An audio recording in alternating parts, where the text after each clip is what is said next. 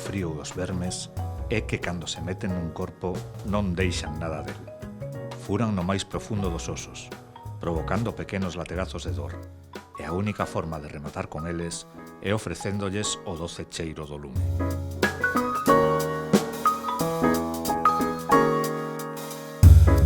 Así comeza Pacto de Silencio, a primeira novela de Ana Viéitez que vén de publicarse en Xerais.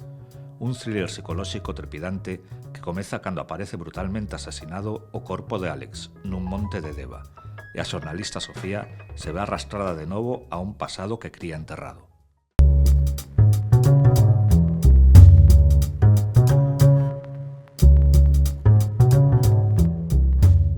Eu sempre fui moi lectora do xénero de misterio, thriller, novela negra, e a verdade é que o tema do rural tamén é algo que me chama moitísimo. Eu son de Arbo, sempre paseo por ali, polo monte, e digo, a veces imaginaba e decía, e se apareces un cadáver aquí no medio dunha carballeira ou daqui do monte, que pasaría? Quen investigaría? Como serían as cousas? Entón dixen, pois vou no escribir eu. E así parte dunha aparición dun cadáver no medio dunha carballeira en Deva, que é o nome ficticio de Arbo realmente.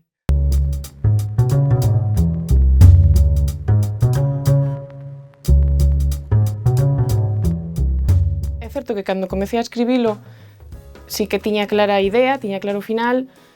Non sabía moi ben a deriva que ia tomar, pero como que a narración me pedía esa rapidez, esa intriga, ese que pasa, ese rematar cada capítulo con que vai pasar agora, que vai pasar agora. E todo eso acabou con, pois, foi un thriller.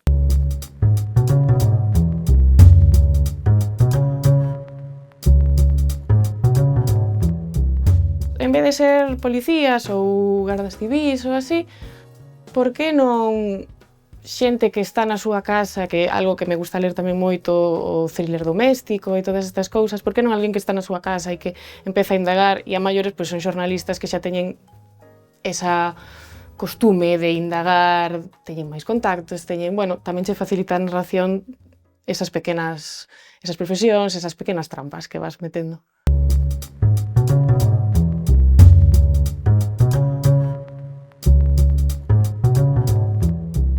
Creo que a lealdade pesa moito aquí, e a idea un pouco xorde deses pactos sociais que moitas veces son pactos patriarcais que aparecen entre homes que se cubren uns aos outros, e en certa forma quixen darlle a volta á miña maneira. É algo que está en todos nós, que vemos sempre esta cousa de no, bueno, ele é bo rapaz, pero...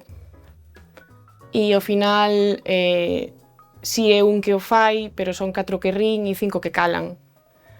Entón, pois ao final está todo aí e pois un pouco foi xurdindo na novela e pois eso, dinlle o meu punto de vista a ese pacto de silencio.